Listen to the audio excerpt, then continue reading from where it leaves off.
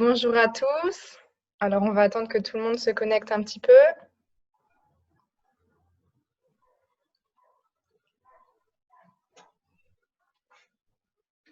Bon.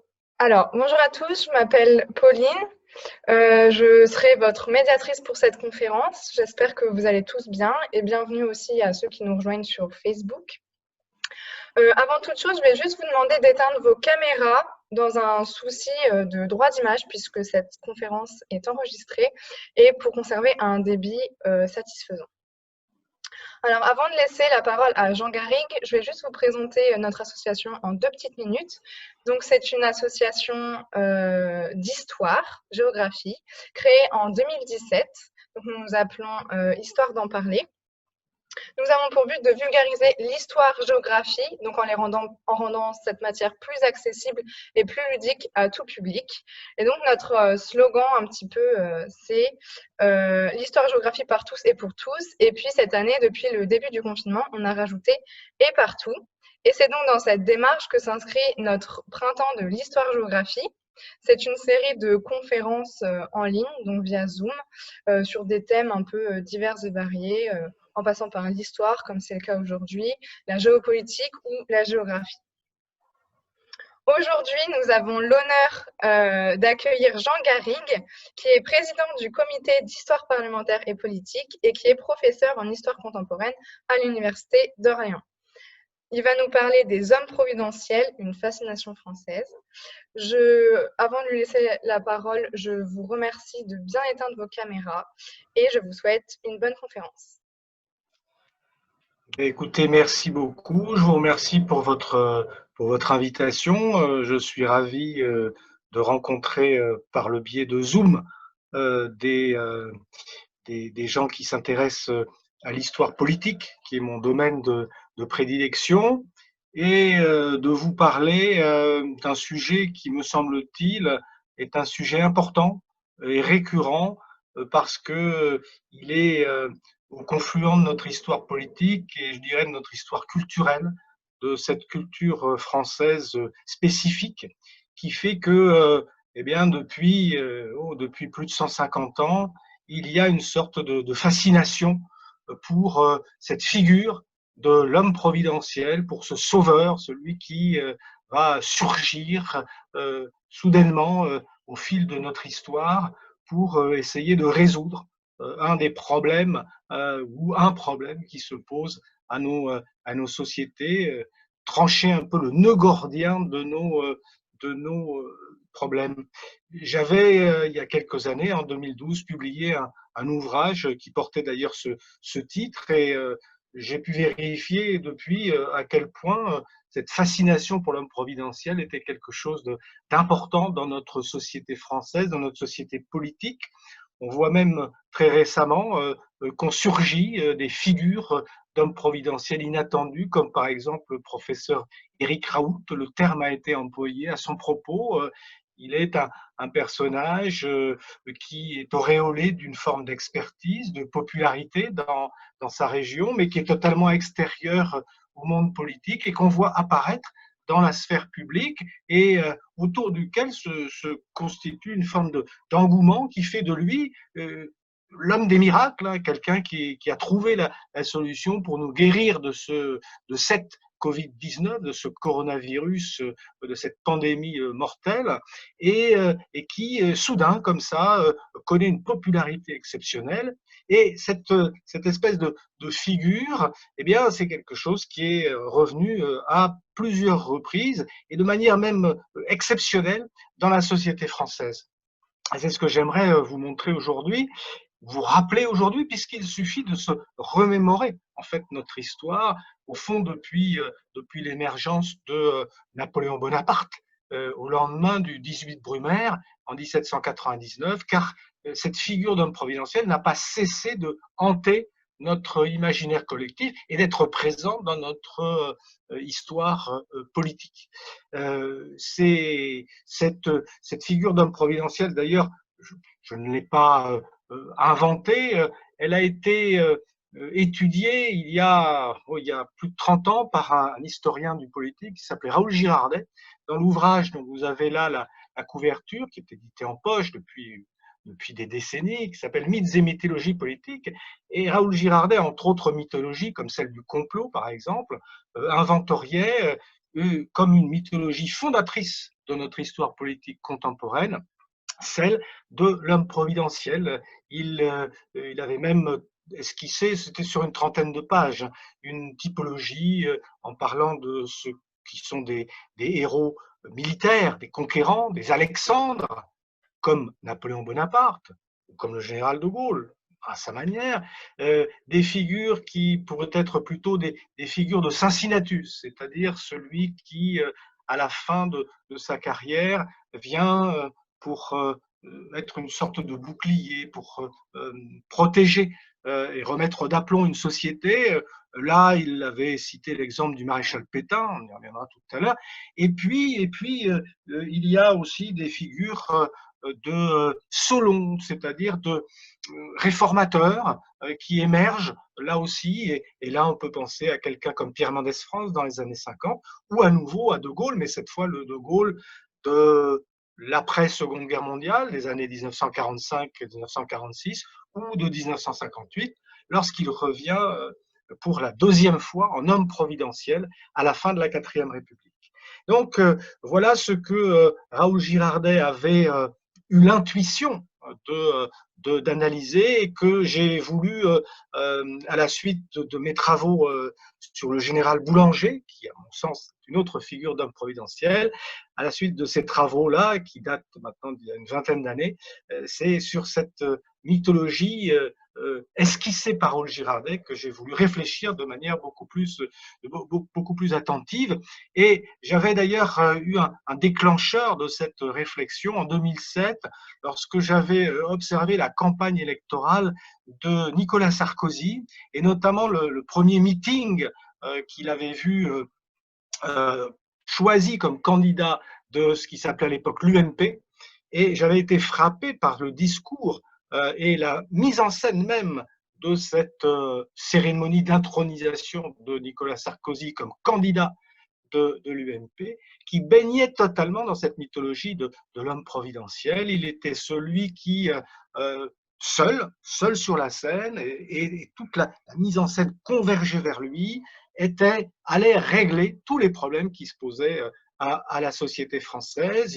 Il se présentait comme celui qui avait compris la France, qui était une forme d'amoureux de la France, d'époux de la France, et qui allait par son énergie, simplement par la force de son énergie, tout changer dans la société française. Bien, c'est typique et caractéristique de cette imprégnation de la mythologie du sauveur dans notre histoire politique, et ça m'avait beaucoup frappé et inspiré à l'ouvrage que j'ai publié quelques années plus tard. Alors, cette mythologie du sauveur n'est pas nouvelle, et les hommes du 19e siècle, les hommes de la Troisième République, avaient comme référent, comme l'un de leurs référents majeurs, et ça peut être surprenant dans cette société en voie de laïcisation qu'était la Troisième République, ils avaient une héroïne religieuse qui était, au fond, la première femme providentielle de notre histoire, qui était Jeanne d'Arc, et on sait à quel point les manuels d'histoire du 19e siècle, ceux de Jules Michelet notamment, les livres d'histoire, parfois les livres politiques, et l'iconographie de l'époque s'inspiraient, étaient vraiment très marqués par l'image de Jeanne d'Arc, qui était venue bergère de Don Rémy, bergère de Lorraine, sauver le royaume de France.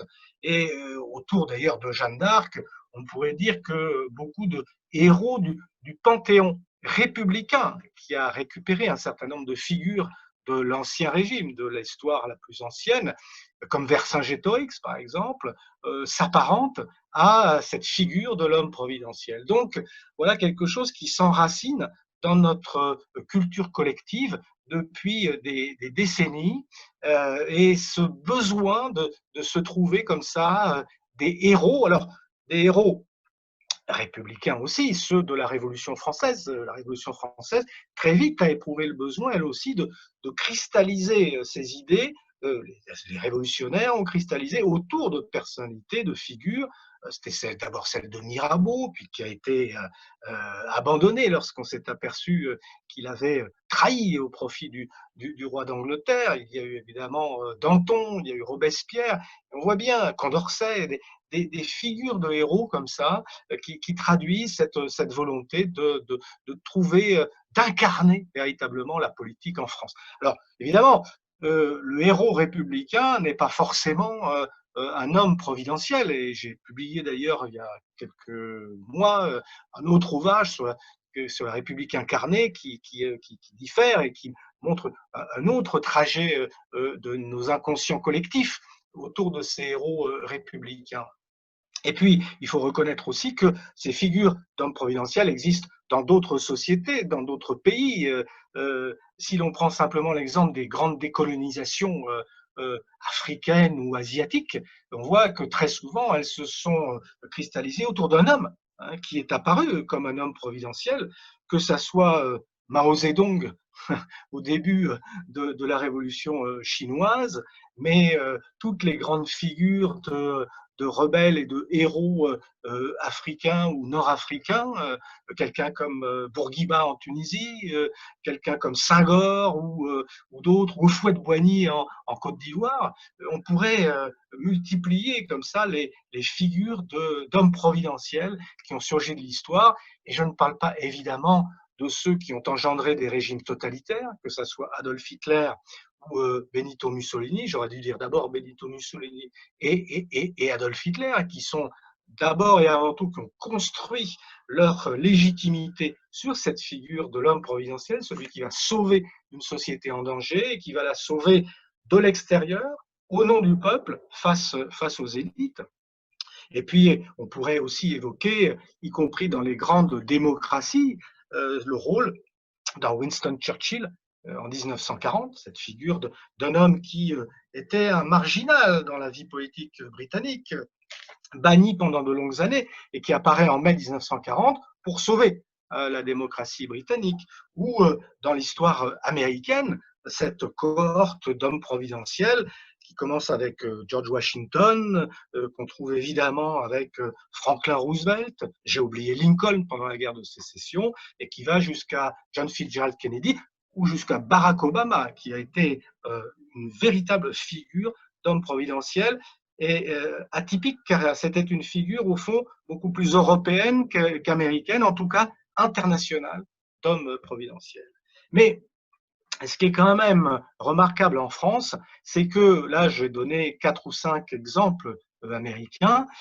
En France, on pourrait en citer une quinzaine ou une vingtaine, et je les ai d'ailleurs étudiés dans le livre dont je parlais tout à l'heure sur les hommes providentiels. Donc, c'est un phénomène beaucoup plus important qu'ailleurs. Et à cela, il y a un certain nombre de raisons dont je parlerai sans doute à la fin, et même sûrement à la fin de cet exposé. Bon, il est évident que la figure de référence de cette saga des hommes providentiels, c'est le général Bonaparte, le général Napoléon Bonaparte, celui qu'on appelait dans les années 1797-1798 le héros italique, et qui, à l'aide notamment de ses journaux publiés en Italie, et dont il était très souvent le principal rédacteur, a construit une légende de général victorieux qui lui a permis, en 1799, d'apparaître véritablement aux yeux des Français comme un militaire qui allait sauver les politiques. Dans une France en difficulté, le directoire ne réussissant pas à résoudre les problèmes innombrables qui se posaient à la société française, et notamment aux coalitions qui attaquaient la France à l'époque, la France de la Révolution, eh bien, Bonaparte, revenant de ses campagnes d'Italie, puis de ses campagnes d'Égypte en héros victorieux, avait, et je l'ai étudié dans le livre, avait construit une forme de légende qui faisait que, à partir de ses capacités de militaire, on lui prêtait l'autorité, l'énergie et l'intelligence nécessaires pour résoudre les problèmes politiques qui se posaient à l'époque. Et c'est la raison pour laquelle il a été choisi par un certain nombre de directeurs, membres du directoire, comme Sieyès et comme Barras, pour effectuer ce fameux coup d'État du 18 Brumaire, prendre le pouvoir et instaurer un régime autoritaire qui a remis de l'ordre dans la société française.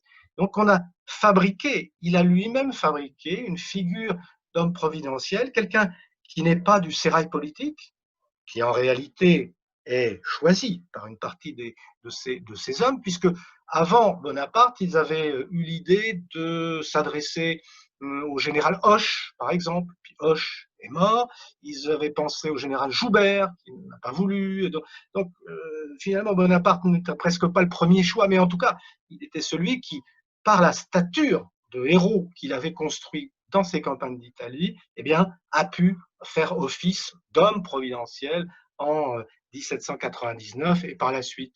Vous voyez ici sur l'écran des textes qui ont été établis, publiés à l'époque, ou des chansons, des poèmes innombrables qui ont été faits à sa gloire, et on voit bien à quel point il baigne dans une sorte d'univers rhétorique totalement mystique, hein, qui montre bien cette idée d'homme providentiel, puisque l'homme providentiel est par définition quelqu'un qui découle de l'irrationnel et d'une forme de mystique. C'en est fait, avec nous, Dieu se réconcilie, inspire-moi, grand Dieu, par qui tant de merveilles étonne l'univers, au grand Napoléon, je consacre mes veilles. Napoléon est donc celui qui est béni de Dieu, celui qui est envoyé par Dieu, hein, dans ce texte Pierre de la Montagne, le culte rétabli, Ode à Napoléon Bonaparte, ça date de 1799-1800. Et puis, vous voyez, ces stances sur les victoires de Napoléon, alors là, c'est en 1804, lorsqu'il devient Napoléon Ier, rien n'échappe à la vigilance du héros pacificateur, du monde tu seras l'arbitre, tel est l'ordre du Créateur, que tes décrets ou providences sont admirables en tout point. Il est véritablement celui qui vient de la Providence, et je rappelle que le catéchisme de l'époque napoléonienne enseignait aux petits-enfants français que Dieu avait rendu l'empereur le ministre de sa puissance et son image sur terre. Hein, il était donc l'envoyé de Dieu sur la terre. C'est ce qu'apprenaient les petits Français de l'époque et ce qui faisait de lui véritablement l'archétype de l'homme providentiel. Le cardinal Maury, un des ecclésiastiques les plus importants de l'époque, l'appelait l'élu de Dieu. C'est tout à fait révélateur.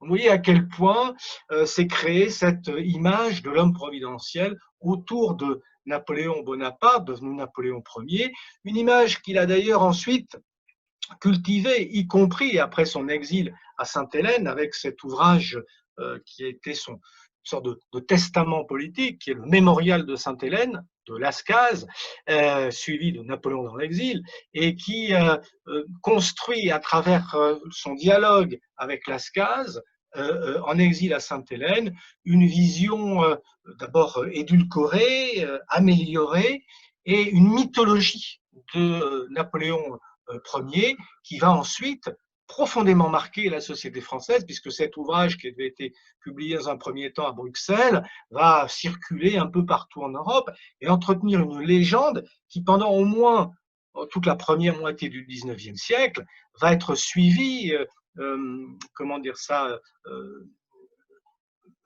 va séduire, mais plus que séduire, va fasciner des milliers, des centaines de milliers, des millions de Français.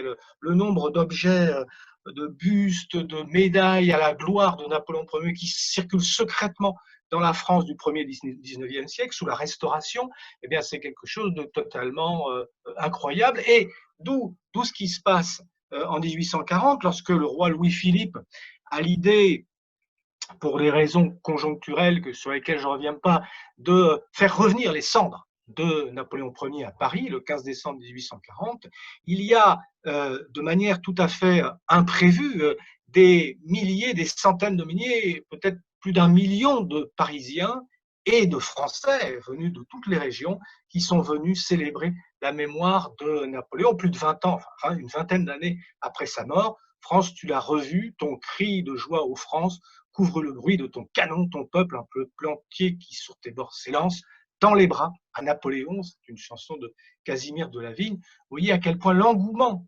pour Napoléon était encore intact 20 ans après sa mort, un peu comme aujourd'hui on célèbre l'image et la légende, parce que c'est en grande partie légendaire aussi, du général de Gaulle.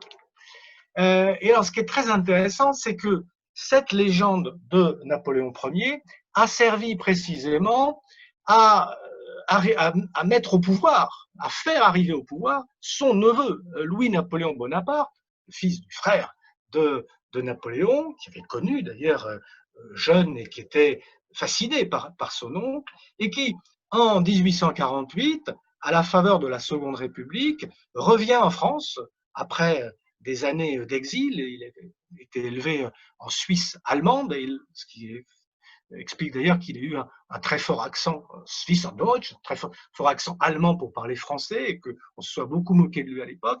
Mais toujours est-il qu'en 1848, quand Louis-Napoléon Bonaparte revient en France sous la Seconde République, quand il se présente à des élections législatives partielles dans plusieurs départements, soutenu d'ailleurs par un parti bonapartiste qui entretient la mémoire de Napoléon Ier, eh bien, il se présente d'abord et avant tout comme l'héritier de Napoléon Ier, l'héritier de la légende de Napoléon Ier, en fait, comme une forme de résurrection de l'homme providentiel de 1799.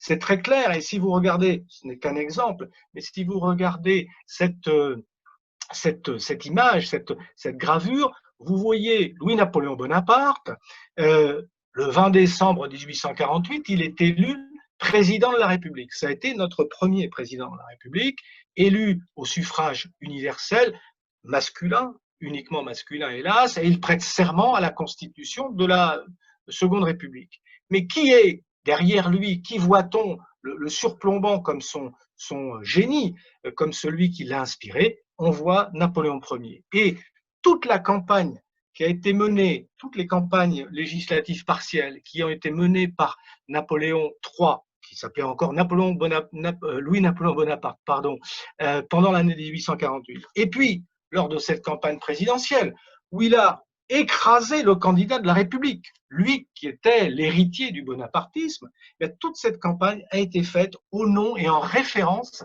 à l'histoire de Napoléon Ier et à la légende de Napoléon Ier.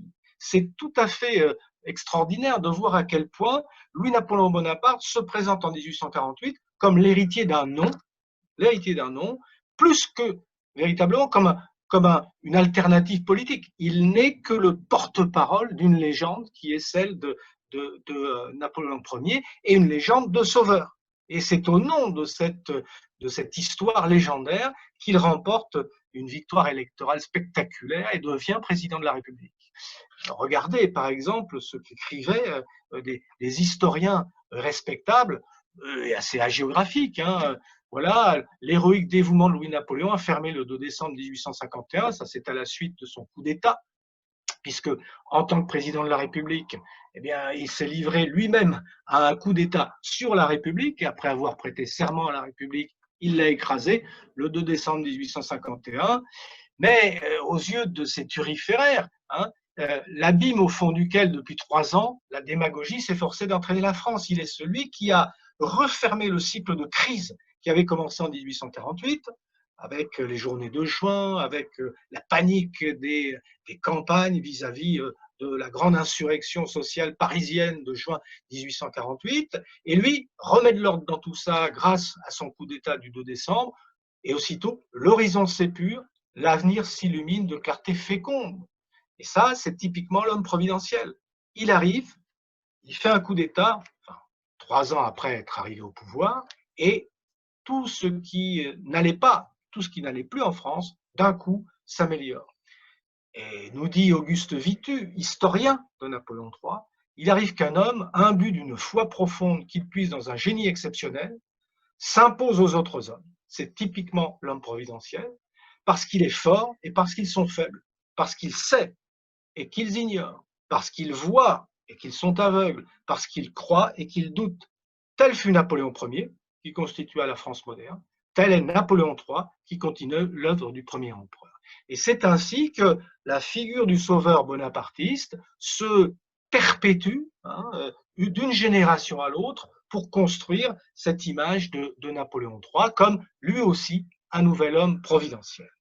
Alors, cette matrice de Napoléon Ier comme premier homme providentiel de notre époque contemporaine, de ce que nous appelons l'histoire contemporaine, qui commence justement à la fin du Premier Empire en 1815, cette matrice, elle s'est déclinée dans des figures différentes, évidemment, et c'est ça qui est très étonnant dans cette histoire politique française contemporaine, c'est que vous avez plusieurs personnalités, plusieurs figures très différentes les unes des autres, qui à un moment ou à un autre, dans les périodes de crise, ont incarné cette forme de recours, cette forme de sauveur, cette forme d'homme providentiel, alors que a priori, ils n'y étaient pas destinés, ou parce qu'ils sont très différents aussi les uns des autres. Et on pourrait les classer en plusieurs catégories très différentes, en commençant par ceux qui, au fond, ressemblent le plus à Napoléon Ier, ce que j'appelle les héros patriotes ou les héros combattants, ceux qui tirent leur légitimité historique du combat. Ce n'est pas forcément des militaires, mais comme Napoléon Bonaparte, c'est le combat qui les a amenés au premier plan de la vie politique. Mais il y a aussi des figures de protecteurs, des gens qui ne tirent pas du combat leur prestige politique, ou des figures de réformateurs qui sont, vous allez le voir, assez différentes, et pourtant qui ont chacun à leur manière représenter quelque chose de cette aspiration à l'homme providentiel. Alors, les héros patriotes, le premier d'entre eux dans notre histoire contemporaine, incontestablement, c'est Léon Gambetta, le grand patriote de 1870, je dirais immortalisé par cette scène fameuse du 7 octobre 1870. On est dans Paris assiégé. Gambetta est à la fois ministre de la Défense et ministre de l'Intérieur. Il cumule les deux portefeuilles dans ce qu'on appelle le gouvernement de défense nationale, puisque c'est un gouvernement républicain qui s'est constitué le 4 septembre 1870, au moment de la proclamation de la Troisième République, mais avec un pays aux 2/3 envahi par les Prussiens et avec une capitale assiégée par les troupes étrangères. Eh bien, Gambetta, le 7 octobre, donc décide de partir de Paris assiégé. On est sur la butte Montmartre, en présence de nombreux Parisiens et certains très illustres, comme Victor Hugo, qui était assez proche de Léon Gambetta et qui assiste au départ de son ballon, l'Armand Barbès. Il y a 2 ballons qui sont partis ce jour-là. Et la destination de Gambetta est la ville de Tours, où se sont réunis un certain nombre d'unités de l'armée française pour continuer la guerre contre les Prussiens. Et à partir de cette image fondatrice, Léon Gambetta devient véritablement l'homme de la défense nationale, le grand patriote, celui qui incarne la guerre, alors que à ce moment-là, beaucoup d'hommes politiques français, y compris dans le gouvernement auquel il fait partie, sont partisans de négocier avec les Prussiens pour aller vers l'armistice et puis vers la paix. Lui veut continuer la guerre. Il n'est pas un inconnu, puisqu'il était déjà, dans la fin du Second Empire, l'un des principaux opposants à Napoléon III, un avocat qui a défendu les républicains face à la justice impériale. Il a été député en 1869 dans le quartier ouvrier de Belleville à Paris, quartier qui vient le saluer au moment où il part le 7 octobre, mais c'est véritablement cette image de patriote, de combattant qui l'impose véritablement aux yeux de l'ensemble des Français comme un grand patriote. Et à partir de là, Gambetta va être une figure d'exception dans la société française et apparaître véritablement comme un sauveur, c'est-à-dire celui qui, au moment des crises, au moment des périls, a été le seul finalement à se lever, je le répète, au détriment de ses propres collègues du gouvernement de défense nationale, qui vont d'ailleurs, en février 1871, obtenir son départ du gouvernement et lutter à outrance contre les Prussiens. Alors on sait que ça s'est mal terminé, puisque finalement la paix, l'armistice d'abord et la paix ont dû être signés en début 1871, et Gambetta pendant quelques mois a connu une éclipse et par la suite a été très durement critiqué et attaqué, notamment par la droite, en disant qu'il avait été pendant la guerre une sorte d'apprenti dictateur qui avait conduit les armées françaises à la déroute. Mais son image auprès des Français était une image de héros, une image de héros populaire qui était acclamé partout où il allait. On l'appelait, vous le savez, le commis voyageur de la démocratie, puisque dans les débuts de la Troisième République, c'est-à-dire dans les années 1870, il n'a cessé de sillonner le pays pour précisément expliquer aux Français ce qu'était la République dans les petits villages, dans les plus petits villages et dans les grandes villes. Il parlait pendant des heures devant des milliers de gens. Évidemment, sans micro, ça n'existait pas à l'époque, et sortait de là épuisé, mais il avait appris aux gens ce qu'était la République, et je pense que la République le doit beaucoup à cette époque. Eh bien, Gambetta est devenu véritablement une sorte de héros pour la plupart des Français, même s'il y avait d'autres grandes figures républicaines, Jules Ferry, Jules Grévy et les autres, mais le héros, pour eux, le nouveau Bonaparte, c'était Gambetta, par exemple, représenté là en tant que président de la Chambre des députés. Et ce qui m'amusait dans cette image, c'est que vous le voyez, sa pose ressemble beaucoup à celle de Napoléon Bonaparte, qui avait toujours sa main ici, du fait de maladies digestives. Eh bien, regardez la pose qui est celle de Gambetta et qui fait résonance dans l'inconscient collectif de cette idée du bonapartisme. Alors attention, il était tout sauf un Bonaparte, et chaque fois qu'on l'acclamait, et Dieu sait que c'était fréquent, au théâtre, partout où il allait, il disait toujours « ce n'est pas moi qu'il faut applaudir, mais la République ». Mais n'empêche que l'image de l'homme providentiel lui collait à la peau. Lui collait à la peau, comme sur, par exemple, cette caricature d'un très célèbre dessinateur de l'époque qui s'appelait Alfred le Petit, qui était un peu anarchiste sur les bords, mais qui était un grand admirateur de Gambetta. Et vous voyez, on le représentait très souvent au-dessus d'un ballon, mais brandissant le drapeau tricolore, car il était celui qui incarnait notre drapeau, c'est-à-dire l'identité patriotique. Nous planterons si haut le drapeau républicain que nul ne sera assez audacieux pour y porter la main, disait Gambetta. Et puis, regardez ce qui pouvait s'écrire à l'époque, parce qu'il s'est trouvé dans cette ignominie, dans ces trahisons, un être de génie qui ne voulut jamais arrêter son effort, car dans notre péril seul, il s'est senti fort. C'est-à-dire que pour beaucoup de ses admirateurs, pris cet exemple de cet ouvrage qui s'appelait, ce poème qui s'appelle Gambetta, d'un poète un peu anonyme, mais il y aurait des dizaines d'exemples qu'on peut retrouver dans les archives de ça.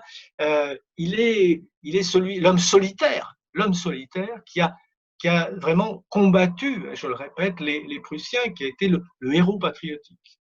Elle est belle, oui, elle est belle et bienfaisante, la République, votre œuvre. Lettre d'un paysan quercinois, 1881.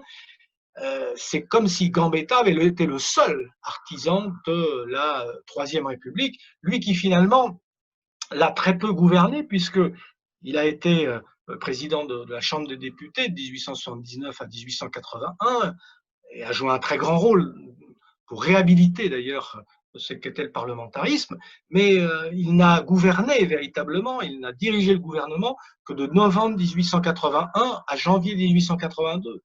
Et c'est donc incroyable de voir que cet homme qui n'a gouverné que 2 mois la France était de très loin la personnalité qui surplombait tout le personnel politique des 30 premières années de la Troisième République, et est resté ensuite une référence pendant au moins une cinquantaine d'années, le nombre de places, de rues, d'avenues Gambetta, et c'est justifié parce qu'il avait joué ce rôle de héros fondateur au moment de 1870, et souvenons-nous qu'au moment de l'après-première guerre mondiale, en 1920, quand il s'agit de célébrer le soldat inconnu, on fait entrer le cœur de Gambetta au Panthéon, comme si c'était le cœur de notre vie patriotique au lendemain d'un premier conflit mondial qui a été une sorte de traumatisme, mais de déferlement patriotique. Eh bien, c'est Gambetta qu'on salue en 1920, et avec cette panthéonisation de son cœur, la symbolique est très très forte. Et l'on voit bien à quel point il faisait figure. Et je le montre dans mon livre, des dizaines d'ouvrages saluent celui qui apparaît comme un héros providentiel, alors qu'il est aux antipodes de cette thématique religieuse, mystique, eschatologique de l'homme providentiel. Regardez par exemple ces assiettes que, que se distribuaient à l'époque les Français, et qui le montrent partant en ballon le 7 octobre 1870. Hein, voilà ce qu'on accrochait dans les cuisines ou dans les salons, hein, pour rappeler les pages les plus glorieuses de l'histoire de France. Voilà, alors là, c'est encore un dessin d'Alfred Le Petit, mais repris sous forme de faïence, d'assiettes, de sarreguemines, dans la série Les Contemporains. C'est lui le coq démocratique qui chanta d'abord le cocorico, auquel notre France héroïque répondit par un formidable écho. Hein. On peut en sourire aujourd'hui, mais pour les Français de cette époque, il est, je le répète, l'incarnation de la République. Il est l'homme providentiel par excellence, qu'on oppose d'ailleurs sur l'assiette à celui qui est paré de verre, qui est l'aristocrate d'Ancien Régime, ce qu'on appelait un légitimiste. La poire, celui qui a une forme de poire, c'est Louis-Philippe, ce qu'on appelait les orléanistes. Et puis le rat-à-poil, celui qui a un grand chapeau de forme, c'est un bonapartiste. Donc il est le républicain face aux droites, orléanistes, légitimistes et bonapartistes, qui ont trahi la France et qui ont amené la France à la défaite. Lui s'est battu jusqu'au bout. Et ça, c'est quand même très intéressant. Voici par exemple ses funérailles. On sait qu'aux funérailles de Gambetta, qui est mort au tout début de 1883, très jeune, une quarantaine d'années, il y a des millions de gens qui viennent, des millions de gens aux funérailles de Gambetta. On sait beaucoup, il y a quelques années, on a beaucoup admiré les funérailles de Johnny, ou plus récemment de Jacques Chirac, mais ce qui s'est passé pour les funérailles de Gambetta, quelque chose d'extraordinaire, comme quelques années plus tard, il y aura les funérailles de Victor Hugo, souvent associés à Gambetta, et qui sont alors le grand événement politique de l'époque. Alors il y a quelqu'un qui a voulu reprendre le flambeau de Gambetta, mais qui n'en avait pas l'étoffe politique. C'est le général Boulanger, celui qu'on a appelé le général Revanche, dans les années 1880, quelques années après la mort de Gambetta, lorsqu'il a été nommé ministre de la guerre, c'est-à-dire le ministre de la Défense.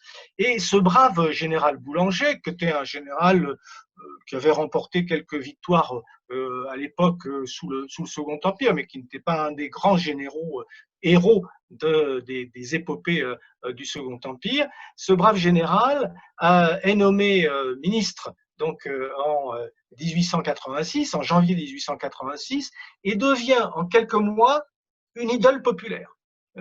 Je parlais tout à l'heure du docteur Raoult, eh bien, il y a un phénomène un peu similaire à celui du docteur Raoult, mais qui se cristallise sur quoi? Sur l'idée que le général Boulanger est un homme à poigne et qu'il va, si l'occasion se présente, conduire les armées françaises pour prendre la revanche contre les Prussiens. On est une quinzaine d'années après la défaite. La France ne rêve que de cette revanche contre les Prussiens, devenus l'Empire allemand.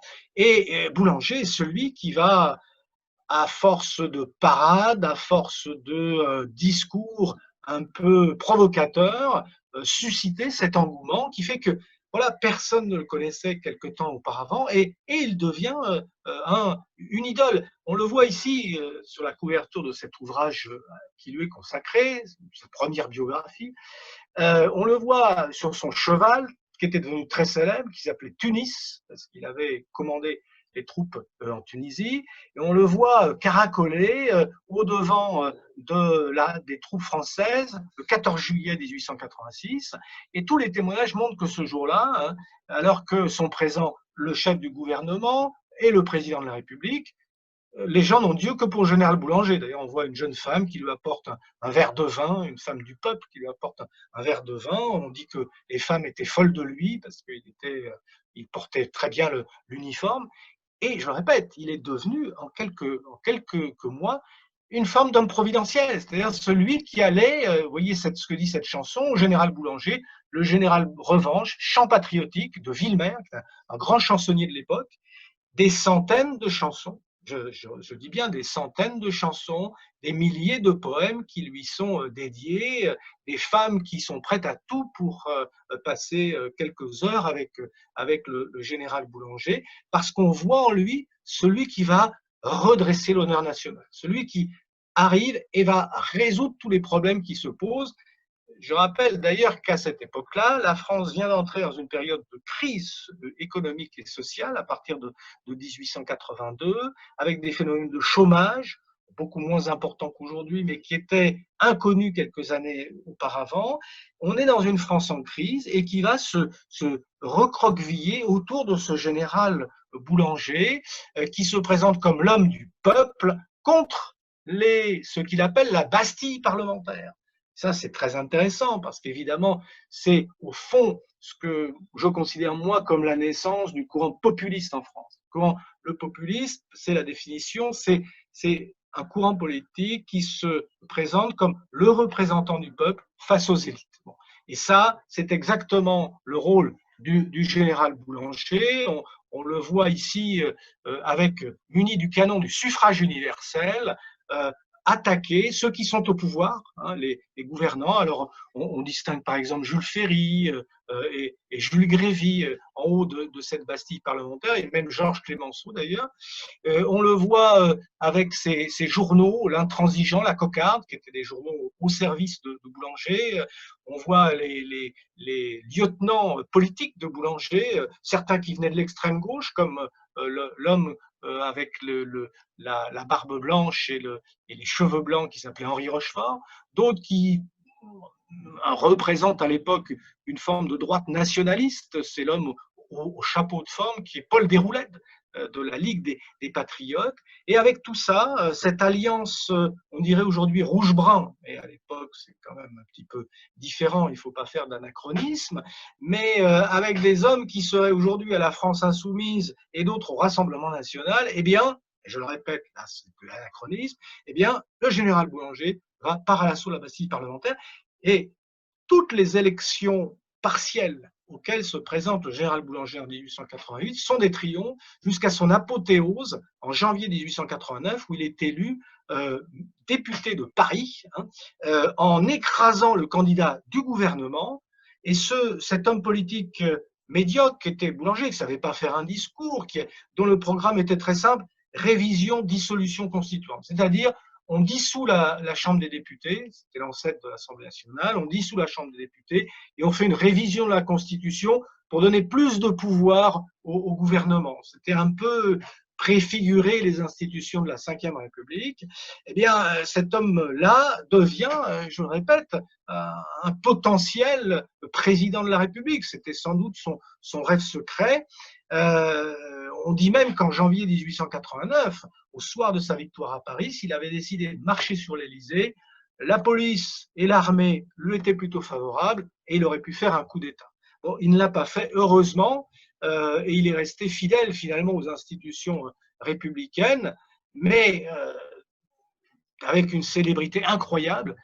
Voici ici par exemple le jeu de loi du général Boulanger, où on le voit arriver à une restauration monarchique, hein, et on le voit à la revue du 14 juillet 1886, on voit toute son équipe autour de lui. Alors c'est à la fois un peu ironique, mais ça montre véritablement qu'il y a une sorte d'inéluctabilité de l'arrivée au pouvoir de Boulanger. Alors pourquoi, en bout de course, pourquoi la monarchie? Parce que secrètement, mais de moins en moins secrètement d'ailleurs au fil des mois, on s'aperçoit que Boulanger en fait est financé par les monarchistes contre la République et s'est laissé un tout petit peu phagocyter par les monarchistes. Je passe sur tous les détails de sa carrière tumultueuse. Il est accusé en avril 1889 de comploter contre l'État. C'est une accusation fantaisiste, d'ailleurs, parce que ça n'était pas le cas, mais il a eu peur, il est parti en exil, et finalement, en exil, il s'est suicidé sur la tombe de sa maîtresse, Marguerite de Bonnemain, en juillet, je ne sais plus quel jour exactement, de 1891, et c'était avant le 3 octobre, et vous voyez cette image du journal L'Illustration qui le montre dans ce petit cimetière d'Ixelles, dans la banlieue de Bruxelles, où il a fini par se suicider après quelques années d'exil. Clémenceau dira ironiquement, si Gilles, le général Boulanger, il est mort comme il a vécu en sous-lieutenant, c'est-à-dire sans honneur puisqu'il s'est suicidé. N'empêche que Boulanger aura pendant quelques mois drainé derrière lui des foules et des foules de Français qui croyaient en lui comme le sauveur, véritablement, comme le nouveau Bonaparte. Hein, c'était très, très clair dans l'esprit de beaucoup, ou comme le nouveau Gambetta, en tout cas comme un nouveau héros patriotique. Et même lors de ses obsèques, donc à Bruxelles, loin de la France, il y a des trains entiers qui sont partis de France pour assister à ces obsèques, qui montraient bien à quel point il avait incarné quelque chose de très fort pendant quelques temps. Alors ça, c'est un héros patriotique. Un autre héros patriotique incontestable, qui d'ailleurs au départ a été un des supporters du général Boulanger en 1886, c'était même à Georges Clémenceau, jeune à l'époque, qu'on devait l'accession du général Boulanger au ministère de la Guerre. Mais très vite, Clémenceau avait compris que Boulanger était une sorte de marionnette aux mains des monarchistes et s'était opposé à lui. En revanche, Clémenceau revient, lui, au pouvoir, plutôt arrive au pouvoir une première fois en 1906, où il est l'homme d'ordre. Là, il met en place sa légende de l'ordre républicain, du tigre, l'homme qui ne cède pas devant la foule. Et il revient une deuxième fois, alors là, comme le sauveur de la patrie, en novembre 1917.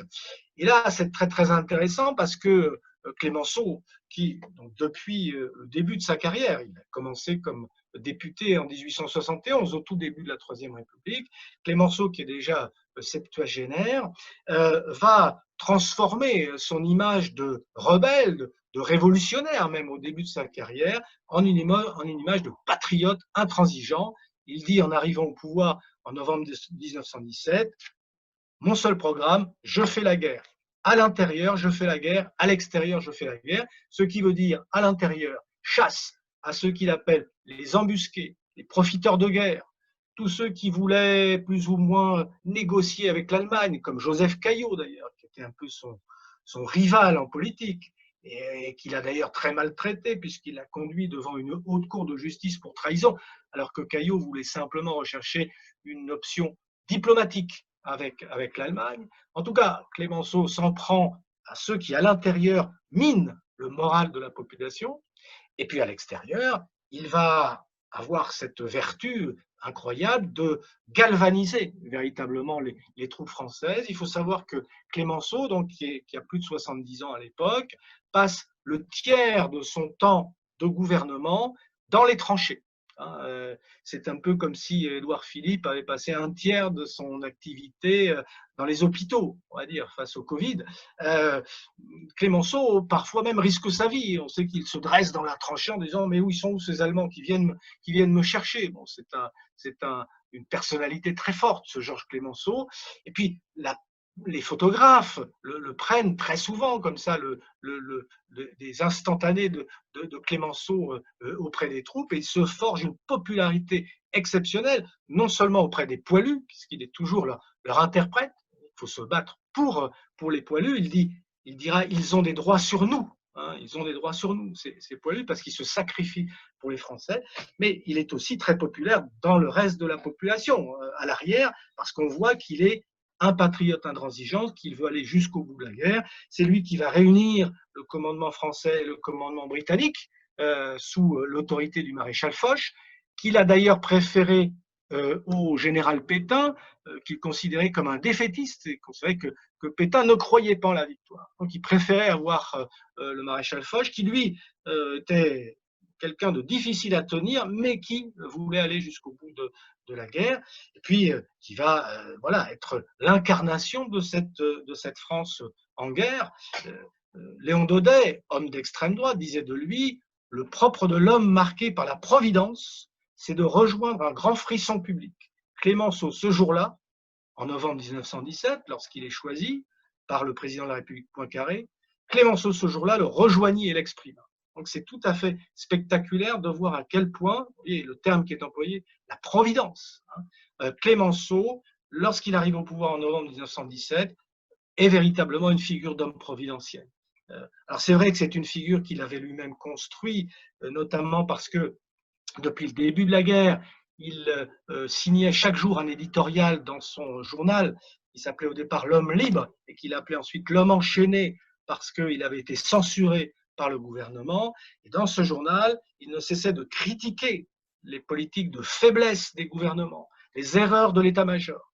Et donc les Français voyaient que lui était vraiment le lutteur, le patriote intransigeant, comme Bonaparte, comme Gambetta. Il était celui qui allait les mener à la victoire. Et donc, en novembre 1917, Poincaré, qui détestait Clémenceau, est obligé de l'appeler comme chef du gouvernement parce qu'il n'a pas d'autre solution. Clémenceau est tellement populaire que c'est Clémenceau qui est l'homme nécessaire. Et vous voyez cette image, le tigre qui terrasse l'aigle impérial allemande, hein, ça c'est typique de ce journal patriotique qui s'appelait La Baïonnette.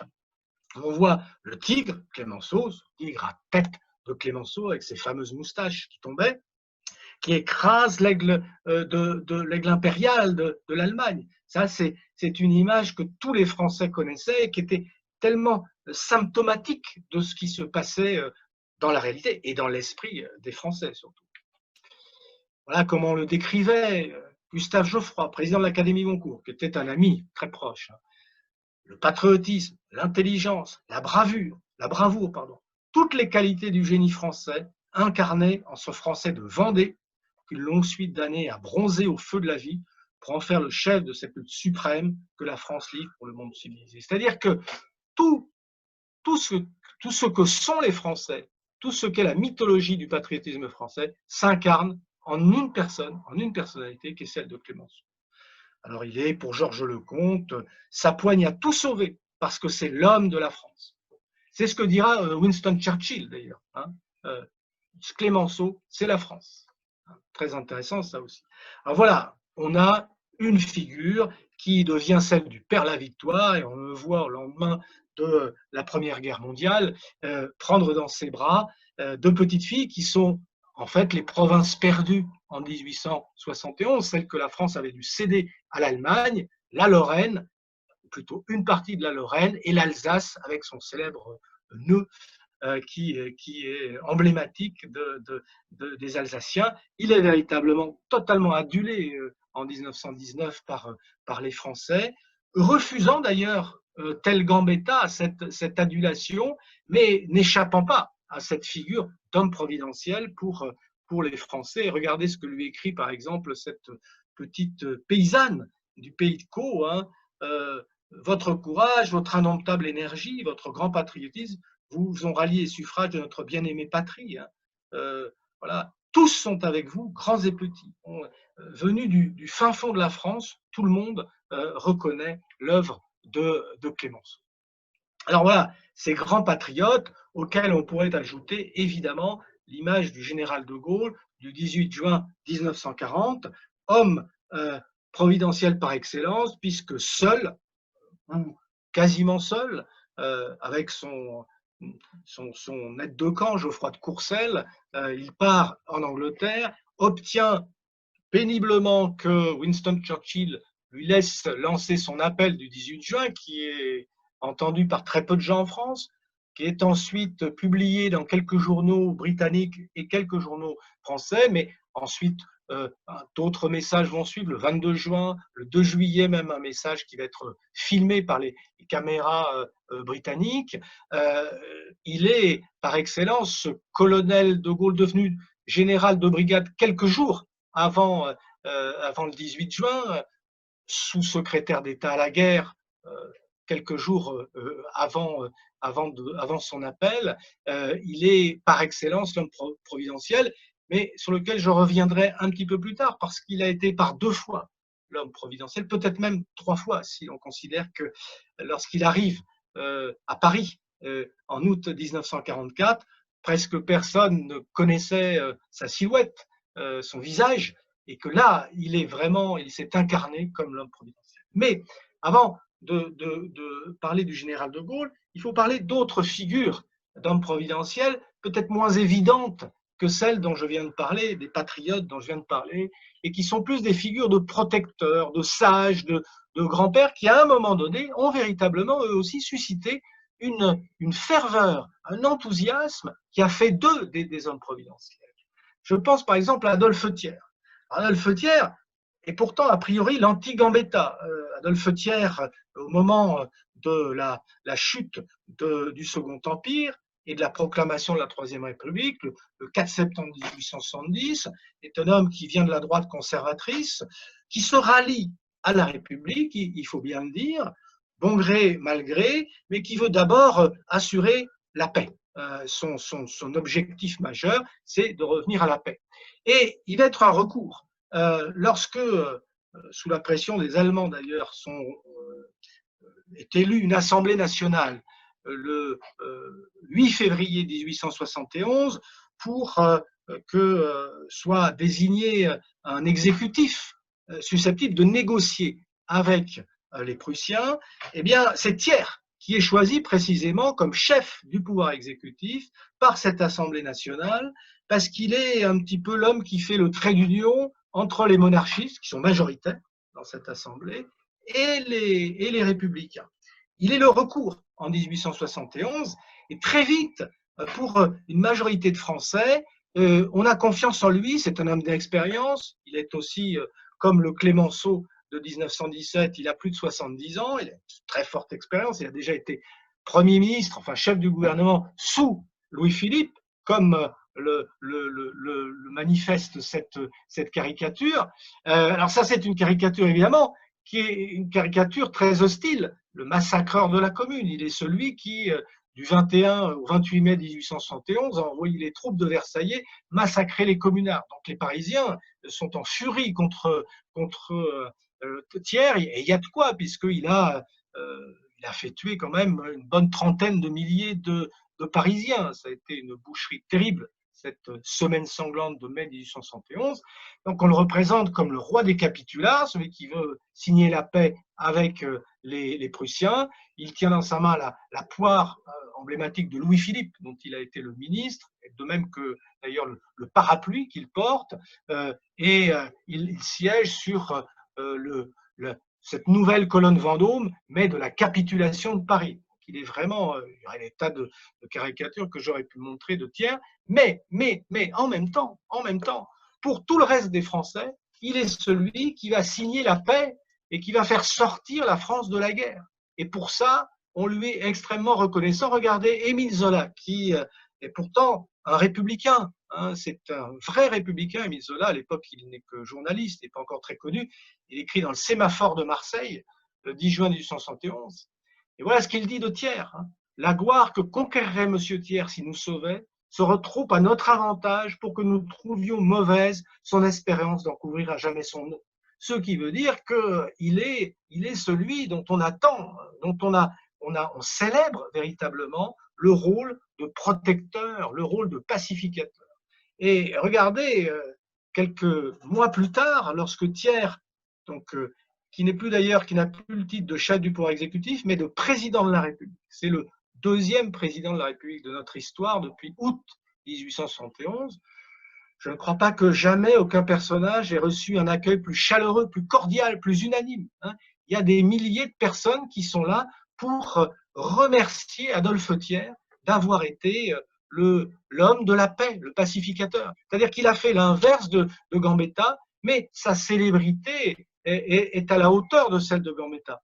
Et mieux encore, cette peinture montre une séance de la Chambre des députés de 1877 où, sous l'impulsion des républicains, la Chambre décide de remercier Adolphe Thiers, qu'on voit assis à sa place, un peu, vous voyez, plutôt à gauche d'ailleurs, puisqu'il est à cette époque-là plutôt au centre-gauche, et on voit les députés de la gauche qui le saluent comme le libérateur du territoire. Et parmi eux, au bas de la tribune, au premier rang, et désignant Adolphe Thiers comme son allié et le montrant du doigt, il y a Gambetta. Il y a Gambetta qui fait partie de ceux qui célèbrent les vertus d'Adolphe Thiers. Et lors des funérailles d'Adolphe Thiers, Thiers va mourir au mois de juillet 1877, au beau milieu d'ailleurs d'une campagne électorale qui oppose les Républicains, dont il est devenu l'un des chefs aux côtés de Gambetta, et les conservateurs. Et là, ces funérailles sont grandioses, à peu près aussi grandioses que celles qui couronneront la mort de Gambetta quelques années plus tard. Des milliers et des milliers de Français à Paris, si bien que ces imprimeries pèlerins d'Épinal, ce qu'on appelle les images d'Épinal, vont commémorer cet événement avec, vous voyez, ceux qui avaient droit à ces images d'Épinal étaient des personnalités très, très importantes.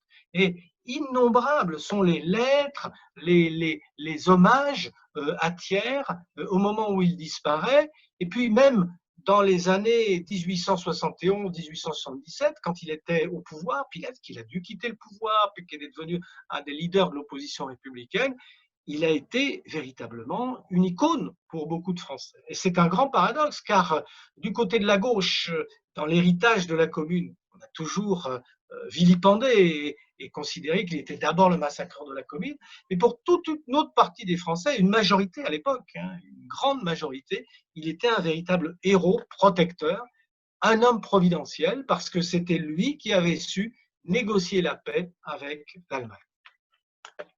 Alors cette image d'homme providentiel protecteur, on peut la retrouver dans les années 1920 avec un autre homme venu de la droite modérée, qui était Raymond Poincaré. Alors, Poincaré avait d'abord, en tant que président de la République, j'en ai parlé tout à l'heure à propos de Clémenceau, il était le président de la République pendant la guerre et avait montré une fermeté patriotique. Il était lorrain, donc défenseur des provinces perdues, une véritable fermeté patriotique. On le voit ici mettre knockout le Kaiser de Prusse. Donc, il avait une image de patriote, mais il avait été éclipsé par Clémenceau. Clémenceau qui avait pris toute la lumière, et Poincaré d'ailleurs en avait été très vexé et attristé. Mais quand il revient au pouvoir en 1926, il revient pour toute autre chose, en pleine crise financière, économique, monétaire, comme le sauveur du franc. Et là, eh bien, si on regarde la presse de cette époque, si on regarde ce qui s'écrit autour de Raymond Poincaré, eh bien, on retrouve toutes les références à cette mythologie du sauveur, de l'homme providentiel, celui qui seul détient les clés d'un avenir un peu plus prometteur pour les Français. Regardez, là, il est avec Marianne, la République, il regarde de loin la Chambre des députés depuis son balcon. Bon, il n'y a pas de balcon à l'Élysée, mais enfin, c'est une iconographie. Et il lui dit pauvre ami. C'est-à-dire que lui, il a compris ce dont avait besoin la France, et c'est lui qui va trouver la solution. On va l'appeler le sauveur du franc.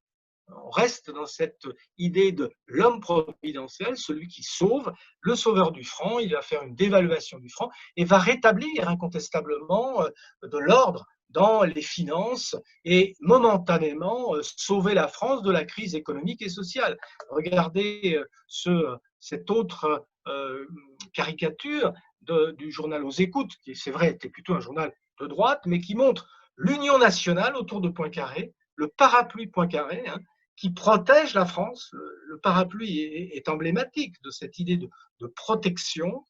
Et il est vrai que Poincaré, en 1926, a réussi à constituer un gouvernement dont il était le président du Conseil, le chef, mais avec un numéro 2 qui était le chef de la gauche, qui était Édouard Herriot, le chef du parti radical. Et c'est vrai que ce gouvernement d'union nationale a réussi à faire revenir la France dans une forme de stabilité économique, monétaire, finalement de ressortir de la séquence qui s'était ouverte avec la guerre et qui avait conduit à des désastres économiques et sociaux. Et c'est à Poincaré que les Français étaient redevables. Alors Poincaré est parti du pouvoir en 1929 parce qu'il était malade, mais il était à ce moment-là véritablement une personnalité à la popularité exceptionnelle, comme le prouvent tous les textes que j'ai retrouvés et tous les témoignages de cette époque. Donc un protecteur, un homme providentiel protecteur dans la lignée d'Adolphe Thiers. Un autre personnage très inattendu dans cette galerie d'hommes providentiels, parce que beaucoup ont oublié son histoire, c'est Gaston Doumergue. Gaston Doumergue avait été d'abord président de la République de 1924 à 1931. C'était un bon méridional qui n'avait pas beaucoup de pouvoir, comme les présidents de la République de la Troisième, il n'avait pas du tout les pouvoirs de ceux de la Cinquième République, mais il est devenu très populaire parce que c'était quelqu'un de très accessible, de très naturellement sympathique, et surtout parce qu'en 1930, lors des grandes inondations des crues de la Garonne, dans le sud-ouest de la France, il était allé à pied, vous le voyez là, auprès des populations sinistrées, parce que la crue avait fait des dégâts considérables dans le sud-ouest de la France et des victimes. Et il était venu, c'était sans doute le premier président de la République qui était descendu de sa voiture pour aller marcher au milieu des Français en détresse. Et ça lui a donné une image extrêmement populaire. Et cette image populaire revient dans un événement, dans un moment tragique de notre histoire, après cette fameuse émeute des ligues d'anciens combattants et des ligues d'extrême droite, le 6 février 1934, où on a bien cru que la République allait tomber, puisqu'ils étaient aux portes de la Chambre des députés, le gouvernement vacillait. Finalement, on sait que l'émeute a échoué, la police a résisté à cette émeute, au prix d'ailleurs de centaines de blessés et de plus d'une dizaine de morts, ce qui est toujours tragique. Mais cette manifestation a été quelque chose qui a totalement traumatisé la France et la vie politique. Et c'est là qu'on a décidé de faire appel, et vous voyez ce que disent les journaux de l'époque, à un nouvel homme providentiel, celui qui était le seul capable de remettre de l'ordre et un peu d'unité dans cette France troublée, qui était Gaston Doumergue. On l'a rappelé de sa retraite, il avait pris sa retraite politique, il est remonté du sud-ouest où il s'était mis en repos, et il est devenu pour un temps président du Conseil. Donc, après avoir été président de la République, il redevient chef du gouvernement. Et regardez ce que dit La Croix, certes journal chrétien, celui qui providentiellement est appelé à diriger les destinées du pays, prépare les solutions heureuses qui assurent la paix et le progrès, car son sourire est une promesse et c'est une force aussi. C'est typiquement l'homme providentiel. L'homme providentiel, il arrive dans les périodes de crise et il distille une forme d'espérance, une forme de promesse. En l'occurrence, là, sa promesse était le fait d'avoir été un bon président de la République, d'avoir été populaire, d'être quelqu'un de calme, de réservé, de modéré. Nouvelle union sacrée, nous dit l'illustration, autour du seul homme qui fut sans doute aujourd'hui capable de réaliser ce miracle de redressement. Le miracle, vous voyez là encore ce vocabulaire de la religion, ce vocabulaire de l'irrationnel et du religieux, alors au point qu'on va lui reprocher sa manière un peu trop autoritaire de gouverner, ou plutôt ce qu'on appelait la tentation plébiscitaire, c'est-à-dire qu'il a décidé de s'adresser aux Français directement par le biais de la radio. C'est le premier à utiliser la radio de manière systématique. Bon, il y a eu avant lui André Tardieu, qu'on avait appelé l'homme au micro entre les dents, et André Tardieu était resté très peu de temps au pouvoir, et tandis que Doumergue est quelqu'un qui a une très forte popularité. Vous voyez, alors bon, on se moque de lui, son programme Radio Doumergue va maintenant vous donner le cours des Halles, un dessin de Sénèbe, qui était un journaliste, un caricaturiste, lui, alors d'extrême droite, et qui n'aimait pas trop Gaston Doumergue. Enfin, Gaston Doumergue devient et accroît sa popularité par ses interventions radiophoniques, parce que touche directement beaucoup de Français. La radio est en plein développement dans les années 1930. Bon, malheureusement pour lui, son union nationale va être un échec. Il ne va pas réussir à unir de manière durable les partis politiques. Et là, on les voit, les chefs des partis politiques, au premier rang, Édouard Herriot, chef du Parti radical, faire tomber l'échafaudage de l'Union nationale. Ça se passe au mois de novembre 1934. Il n'est resté que 6 mois au pouvoir. On lui a beaucoup reproché d'avoir notamment fait entrer dans son gouvernement à l'époque, il ne faut pas l'oublier, le maréchal Pétain, hein, et d'avoir été un petit peu proche ou d'avoir accepté les conditions des ligues d'extrême droite à l'époque. Mais toujours est-il qu'il est abattu en novembre 1934. Et très intéressant de voir qu'à cette époque-là, beaucoup pensent que pour lui succéder, il faudrait un homme à poigne, quelqu'un qui soit un militaire, un nouvel homme providentiel, mais alors justement qui, à la différence de Doumergue, soit investi de l'autorité du chef et du héros, puisque c'était le cas de Pétain. Et cet ouvrage, C'est Pétain qu'il nous faut, écrit par un homme qui avait été dans le temps un socialiste pacifiste et qui était devenu un nationaliste d'extrême droite, Gustave Hervé, cet ouvrage est publié en 1935. 1935, 5 ans avant l'arrivée au pouvoir de Pétain. Il y a déjà dans la tête de beaucoup l'idée de faire appel à lui parce qu'il est une figure d'homme providentiel investi de cette réputation du héros de Verdun, de celui qui avait gagné la guerre de 1914, ce qui était une inexactitude historique d'ailleurs. Et ça m'amène évidemment à évoquer cette figure d'homme providentiel qu'est le maréchal Pétain, le sacrifice du maréchal Pétain qui, comme vous le savez, est devenu au mois de juin 1940 président du Conseil après avoir été vice-président du Conseil dans le gouvernement de Paul Reynaud, refusant la solution proposée par Paul Reynaud et par le général de Gaulle d'une union, d'une fusion franco-britannique permettant de continuer la guerre et demandant l'armistice le 17 juin, faisant le don de sa personne à la France et signant l'armistice le 22 juin 1940. Alors, c'est véritablement la propagande en faveur du maréchal Pétain à partir de juin 1940 est totalement construite sur cette image de l'homme providentiel. Hein.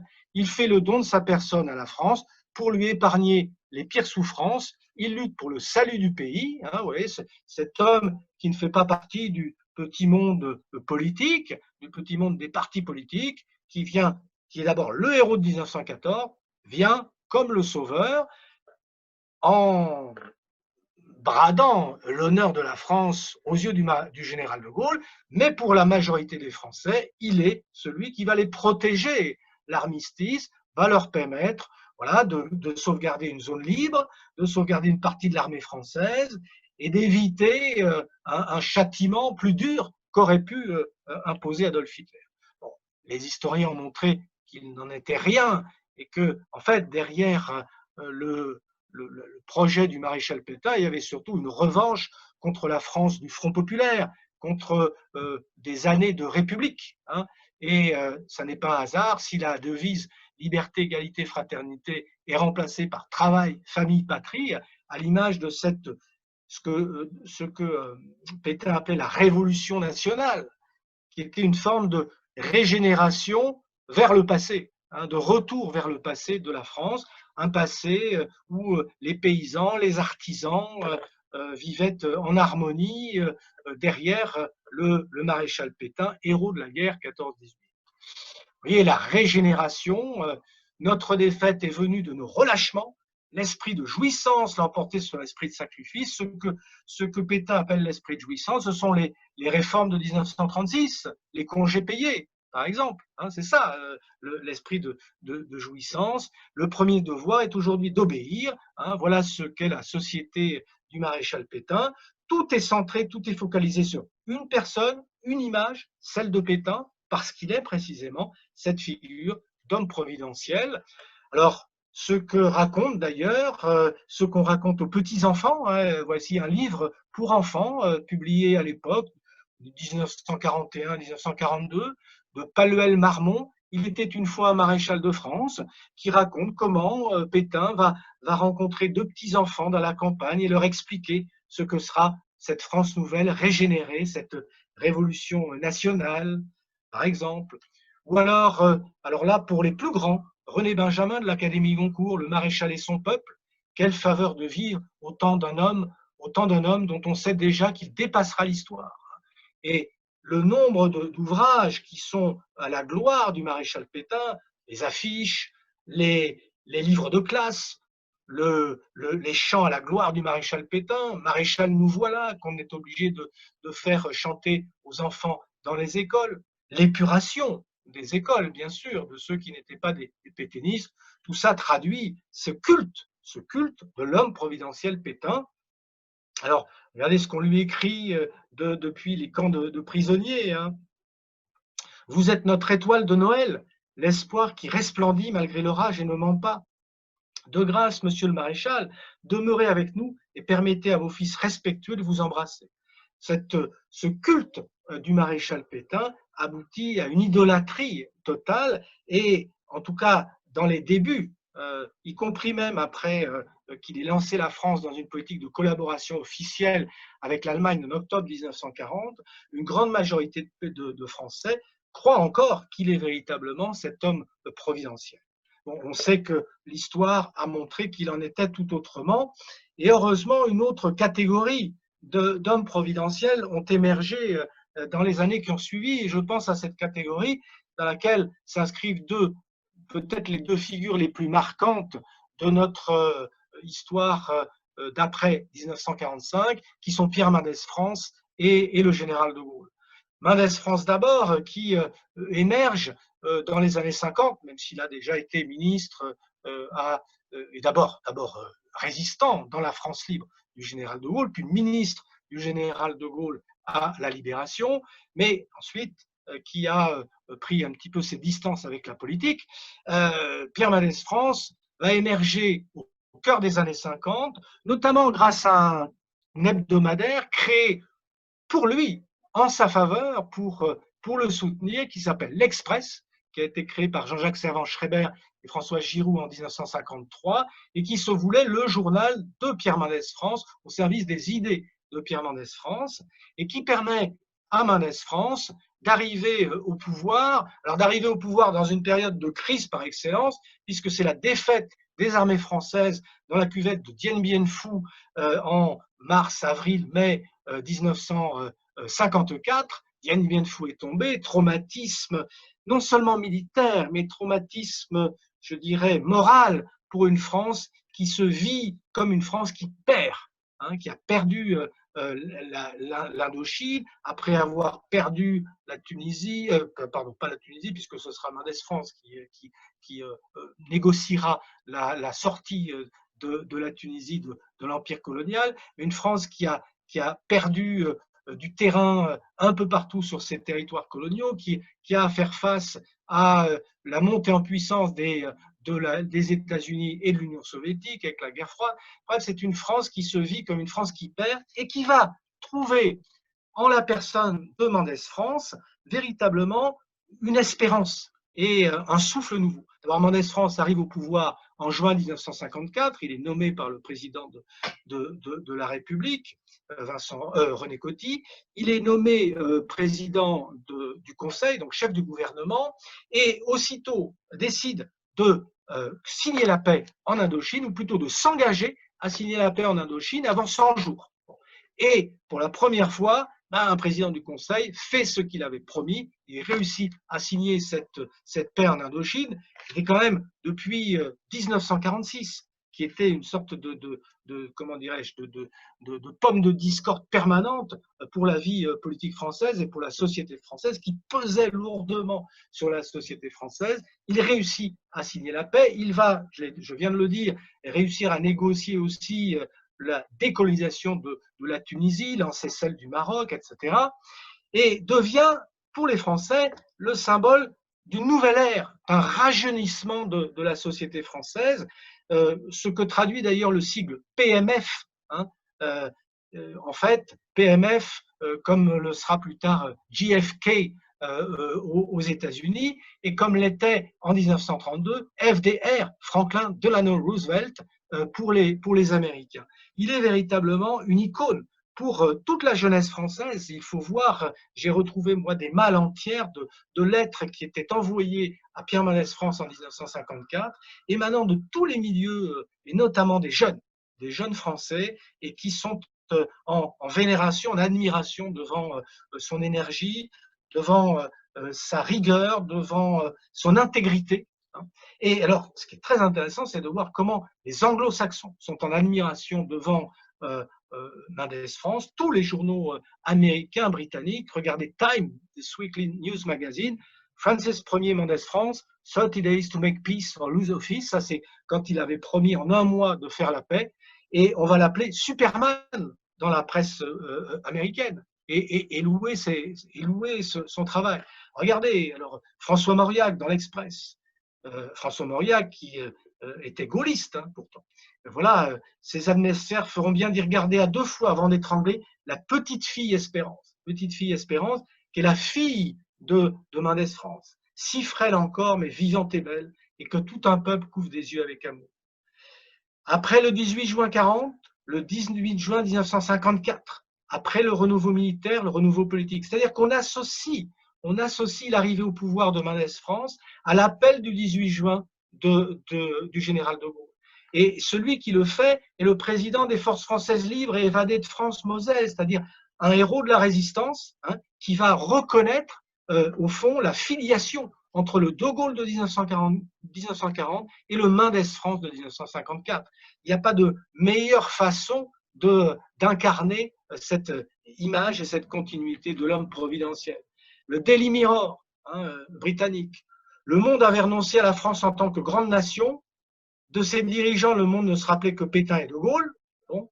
C'est alors qu'un homme nouveau est arrivé avec un nom imprononçable, Mendès France. Le monde le connaît maintenant sous le nom de Monsieur France. Hein. Churchill disait Clémenceau, c'est la France. Le Daily Mirror dit Monsieur France, c'est Mendès France. Alors évidemment, la célébrité, la notoriété de Mendès France, d'abord, elle va durer quelques mois, puisque dès le mois de février 1955, il est obligé de quitter le pouvoir. Et puis, elle va être éclipsée très très vite par le retour au pouvoir de l'homme du 18 juin, c'est-à-dire le général de Gaulle. L'homme qui avait été l'homme de la France au lendemain de la guerre, lorsqu'il était arrivé à Paris. Il y avait eu ce dessin d'ailleurs d'un dessinateur communiste, Jean Eiffel, qui disait qu'il le montrait le seul à hauteur de la tour Eiffel, justement, 25 août 1944, mon grand, et qui disait tout. Il était le seul à hauteur de l'histoire, surplombant au fond tout le reste des Français. Et ce qu'écrivait François Mauriac, là où est le général de Gaulle, là aussi respire la France, ou Paul Claudel, avec son poème au général de Gaulle, et avec tous ces exemples que j'aurais pu vous citer de ce credo, hein, écrit en faveur de Gaulle en juin 1944, avant même la libération de Paris, hein, ou ce qu'écrivait, mais il y en a des dizaines et des dizaines qu'on peut retrouver à la Fondation Charles de Gaulle, tout ce qui a été écrit et envoyé au général de Gaulle, et je n'ai pas le temps de vous les détailler, ou cette ode à de Gaulle, hein, vous voyez, entre les plus beaux noms qui sous ton ciel sacré fulgurent au fronton de l'immortalité, en est-il un plus beau que le nom de Gaulle? Voilà ce qu'on écrivait au lendemain de la Seconde Guerre mondiale. Et voilà comment de Gaulle a construit sa légende, en publiant notamment ses mémoires de guerre en 1954. Et il y a eu à cette occasion une forme de campagne publicitaire qui a fait de ses mémoires de guerre un best-seller. Alors on parle de la traversée du désert entre 1951 et 1958, mais en 1954, au milieu de cette traversée du désert, il y a cette publication qui rappelle à tous les Français que de Gaulle est là, qu'il est encore là, et qu'il a été le sauveur en 1940, qu'il a reconstruit la France en 1944, et notamment qu'on lui doit ce dont on parle beaucoup aujourd'hui, l'État-providence. Et donc cette légende de Gaulle qui va ressurgir le 13 mai 1958, à la faveur de la révolte des Français d'Alger, ou des Européens d'Alger, ce qu'on appelle les Pieds Noirs, une sorte de coup d'État que perpétré par les Pieds Noirs d'Algérie, le Comité de salut public, qui font appel au général de Gaulle.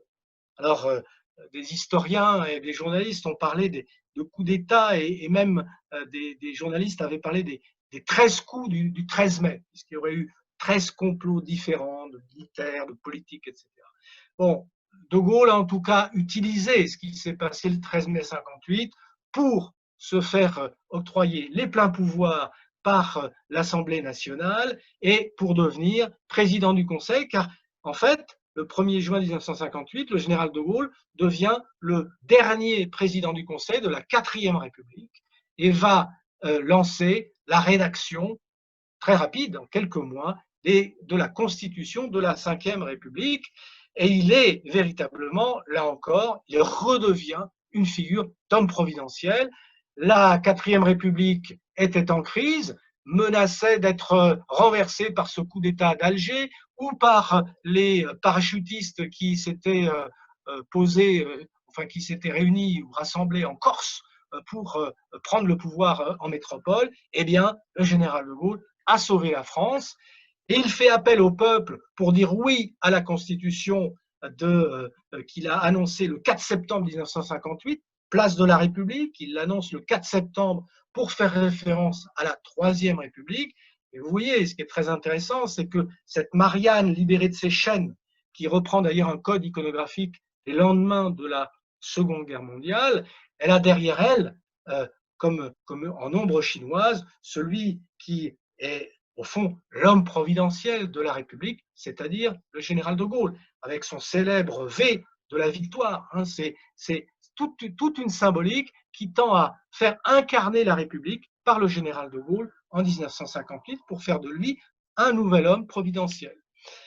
La gauche n'y était pas favorable, en tout cas une grande partie. Vous voyez les manifestations très importantes qui ont eu lieu à l'été 58 contre cette forme de coup d'État du général de Gaulle, et puis en septembre la même chose.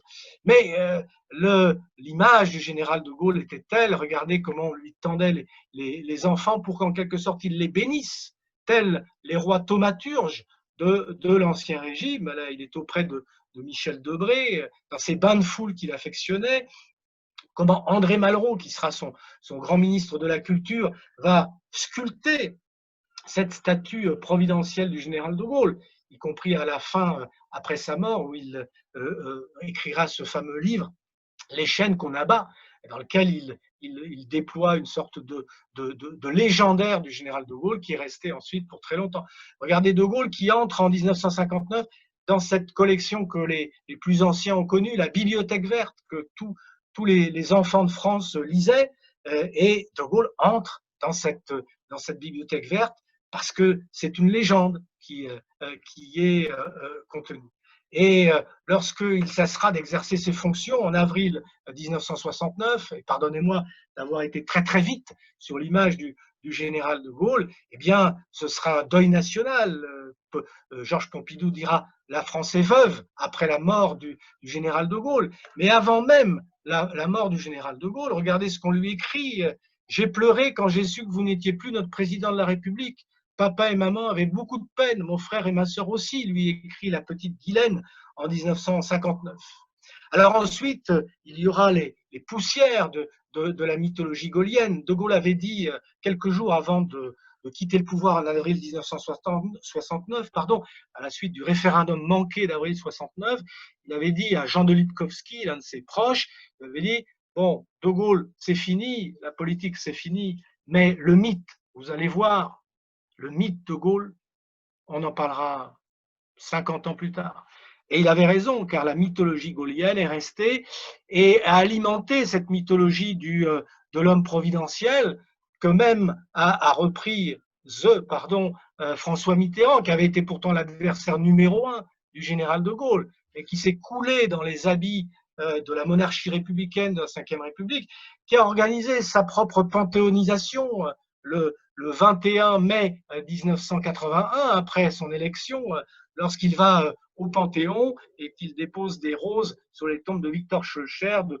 Jean Jaurès et de Jean Moulin. Hein. Une manière de se réclamer, de s'inscrire dans cet héritage prestigieux du socialiste Jaurès, de l'abolitionniste Schœlcher et du gaulliste Jean Moulin. Et puis, on sait comment Ségolène Royal, lors de la campagne de l'élection présidentielle de 2007, a fait revivre véritablement toute une iconographie autour de Jeanne d'Arc. Hein, tout de blanc vêtu, seul au milieu de la foule, enfin, tous les signes de cette nouvelle Jeanne, de ce culte joannique réapparaissaient. Et je parlais de Nicolas Sarkozy, regardez à quel point là, on est dans ce ensemble, tout devient possible, véritablement dans une mythologie caractéristique de l'homme providentiel.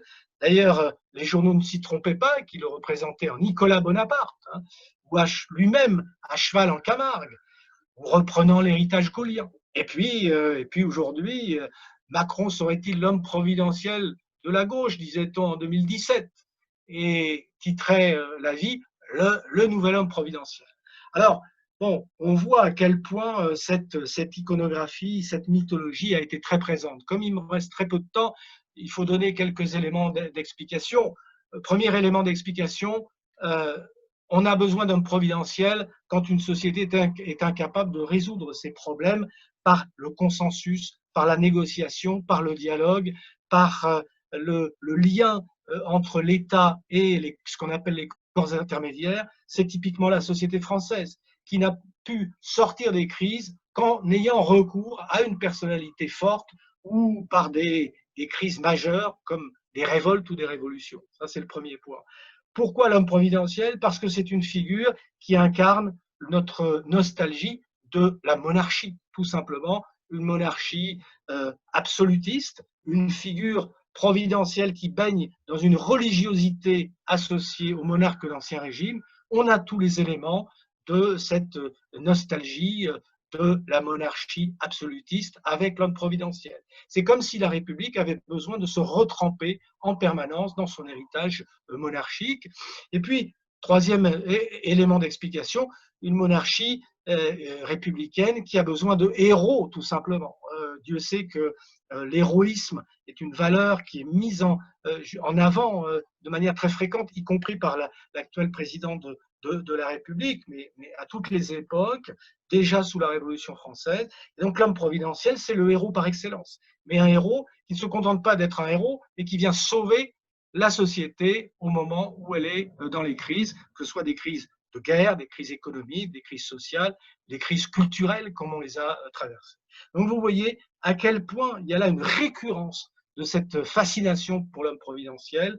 C'est pourquoi moi je trouve que c'est une grille d'explication très très importante de notre histoire politique contemporaine. Et vous verrez que dans les années qui viennent, eh bien, en dépit de cette aspiration à la démocratie participative, à l'horizontalité dont on nous rebat les oreilles et qui est une réalité, eh bien, il y aura aussi en permanence et toujours un recours à une figure d'incarnation qu'on appellera peut-être plus providentielle, mais qui fera ressurgir un certain nombre d'éléments de cette histoire.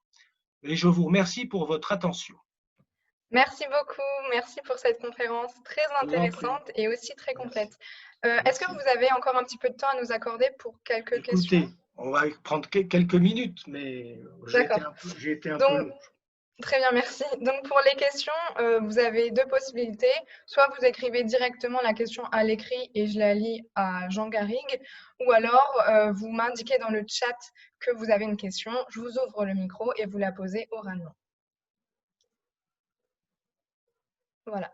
Donc on attend vos questions. En attendant, moi j'en ai une, si ça vous dérange pas. Je vous en prie. Ça va plus être sur la Ve République, justement. Vous nous avez donné un peu des codes pour lire la Ve République. Mais est-ce qu'on ne peut pas voir aussi les crises de la Ve République comme une crise ou une désillusion de l'homme providentiel? Par exemple, je pense à mai 68 ou à la crise des Gilets jaunes. Mais complètement, complètement. C'est la Ve République et comment dire ça, c'est une forme de paradoxe permanent. Non seulement parce qu'elle est le père fondateur, est lui-même un archétype de l'homme providentiel, c'est le général de Gaulle, le moment fondateur est un moment de sauveur, un moment d'homme providentiel, la crise du 13 mai, et les institutions de la Ve République sont conçues pour faire de l'élection présidentielle le moment majeur de la vie politique, c'est-à-dire un moment où on va choisir une personnalité qui va incarner à un moment donné tous les espoirs et toutes les possibilités qu'on attend de la vie politique. Et évidemment, de manière presque mécanique, lorsque vous avez cette cristallisation de toutes les espérances sur une campagne présidentielle, sur un programme, sur un personnage qui va l'incarner, vous avez des déceptions. Le général de Gaulle lui-même, qui avait été si populaire et qui n'est jamais descendu en dessous de 60% de popularité au fil de sa présidence, le général de Gaulle, à un moment donné, en mai 68, est rejeté par une nouvelle génération parce que le modèle de société qu'il incarne, qu'il propose, ne correspond plus à la France des années 1960. Et qu'est-ce qui s'est passé depuis le général de Gaulle, en tout cas pour les derniers présidents de la République, que ce soit Jacques Chirac, mais surtout Nicolas Sarkozy et François Hollande, et puis Emmanuel Macron aujourd'hui, ce sont des moments d'espérance. Nicolas Sarkozy l'a incarné, la France forte, néolibérale, la valeur travail. François Hollande, mon ennemi c'est la finance. Emmanuel Macron est à droite et à gauche. Eh bien, à chaque fois, on a cru et un engouement collectif s'est formé autour de ces figures. Il y a eu un engouement pour des formes d'hommes providentiels très différents, parce que entre Sarkozy, Hollande et Macron, on a des personnalités très différentes. Et puis très très vite, il y a la désillusion parce que notre vie politique est construite de cette manière. Je dirais un enthousiasme pour une croyance presque mystique dans une personnalité et des capacités exceptionnelles. Et puis très vite, eh bien, des déceptions parce que il est impossible aujourd'hui d'incarner l'unité nationale parce qu'on est dans une société qui est beaucoup trop fragmentée, beaucoup trop pémiettée, beaucoup trop divisée. Donc, effectivement, la Ve République, c'est par excellence à la fois la survie de la mythologie de l'homme providentiel et son rejet. C'est quelque chose de très paradoxal. D'accord, merci. Je vous en prie. Ah, alors, Thomas a une question. Oui, Thomas, je vous écoute. Vous pouvez parler, oui. Alors, j'avais une question du coup sur votre conclusion. Donc, vous donnez 3 raisons pour lesquelles il y aurait cette tradition de l'homme présidentiel en France. Oui. Il y en a une que j'ai peut-être un peu moins comprise, c'est la question du retour à la monarchie. Oui. Pourquoi, selon vous, il y a ce besoin de retour à la monarchie? Pourquoi est-ce qu'il y aurait un besoin de revenir à la monarchie du coup dans notre vie politique? C'est pas un besoin de revenir à la monarchie. C'est une nostalgie plus ou moins inconsciente de ce que représentait la figure du monarque, ce qui n'est pas tout à fait pareil. Je veux dire que ça ne veut pas dire que les Français voudraient revenir à un système monarchique dans lequel la légitimité du chef de l'État soit une légitimité dynastique, comme ça existe en Angleterre, par exemple. C'est un pouvoir d'ailleurs essentiellement symbolique, mais un symbole qui est fort. Non, en revanche, la nostalgie d'une figure de ce type, c'est-à-dire d'une figure qui soit légitime pour tout le monde, alors pour de bonnes et de mauvaises raisons, mais d'une figure de légitimité et de rassemblement, et dont quelque part, dont la légitimité soit d'une nature un peu irrationnelle, mystique. Parce que c'était ça, la monarchie, c'était qu'on était monarque de droit divin. Cette image-là, si vous voulez, elle ressurgit périodiquement. Elle est présente de manière très inconsciente. Alors évidemment, il y a quelques centaines ou dizaines ou de milliers de Français qui sont favorables au retour de la monarchie, mais l'immense majorité ne l'est pas. En revanche, je le répète, cette image-là, elle reste encore, elle imprègne encore nos mentalités, en grande partie, vous savez, du fait de notre histoire, parce que cette rupture brutale avec la monarchie en 1793, brutale à tous les sens du terme, fait que voilà, cette image monarchique, elle est restée. Alors, elle s'est prolongée ensuite avec les monarchies censitaires, avec les empires qui sont des monarchies au sens étymologique du terme, monos archein, le pouvoir d'un seul, et puis dans cette forme de monarchie républicaine que constituent les institutions de la Ve République. J'espère que j'ai répondu à votre question. Merci beaucoup. Nathanaël a également une autre question. Alors, il vous remercie et ensuite, il dit, en introduction, vous avez parlé de figures d'hommes providentiels dans les autres pays. Est-ce que c'est un schéma retrouvé universellement? Je pense qu'on pourrait effectivement trouver ce type de figure quasi universellement, et c'est pas exclu d'ailleurs qu'un jour je m'intéresse à cette question. J'ai donné l'exemple de la démocratie américaine. D'ailleurs, c'est pas un hasard si avec la France, c'est un des rares régimes présidentiels des grandes démocraties. Et donc, un pays dans lequel il y a une tentation de l'incarnation individuelle, je dirais, de la solution politique. Et c'est vrai qu'il y a une galerie quand même d'hommes providentiels aux États-Unis. Il y en a quelques-uns dans l'histoire britannique. Je citais Winston Churchill, mais on pourrait, j'ai cité l'exemple des grands décolonisateurs, que ça soit Ho Chi Minh pour les Vietnamiens, j'ai cité Mao Zedong, Sukarno pour les Indonésiens, je pourrais Jomo Kenyatta au Kenya, vous voyez, je pourrais partir sur tous les continents et vous citer un exemple d'une figure qui, à un moment donné, comme ça, a incarné une forme d'espérance absolue qui comment dirais-je, se cristallisait sur des capacités exceptionnelles, sur une forme de culte de la personnalité. D'ailleurs, on trouve ça un petit peu partout dans toutes, j'allais dire, dans toutes les histoires nationales et donc à l'échelle internationale.